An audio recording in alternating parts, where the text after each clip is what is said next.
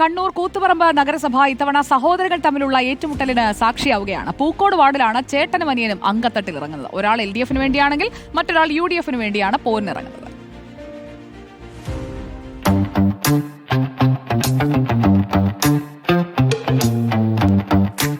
LDF-ന് വേണ്ടി റാന്തൽ ചിഹ്നത്തിൽ N Dhananjayan, അനുജനായ N Balakrishnan ഇറങ്ങുന്നത് UDF-നായി പട്ടം ചിഹ്നത്തിലും.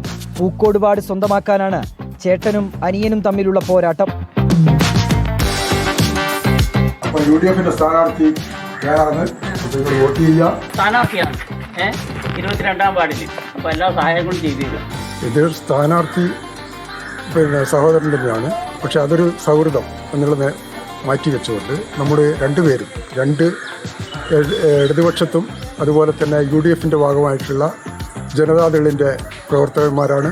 വീറും വാശിയും നിറഞ്ഞ തദ്ദേശ തെരഞ്ഞെടുപ്പിൽ ലക്ഷ്യം വിജയം മാത്രം. പാർട്ടിയും മുന്നണിയും പറഞ്ഞപ്പോൾ ഇരുവരും മറ്റൊന്നും നോക്കിയില്ല. യാദൃശ്ചികമായി സ്ഥാനാർത്ഥി നിർണയം വന്നപ്പോൾ രണ്ടുപേരും ഉണ്ടായി എന്നതിൽ കഴിഞ്ഞ് വ്യക്തിപരമായോ അല്ലെങ്കിൽ കുടുംബപരമായോ ഇതിൽ വേറെ സ്ഥാനങ്ങളില്ല.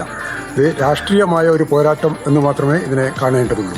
പോരാട്ടം തെരഞ്ഞെടുപ്പിൽ മാത്രമെന്ന് ചേട്ടനും അനിയനും ഉറപ്പിച്ചു പറയുന്നു. കുരുക്കിലായത് വീട്ടുകാരാണ്.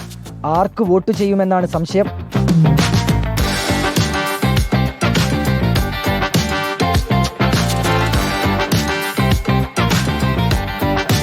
റിപ്പോർട്ടർ, കണ്ണൂർ.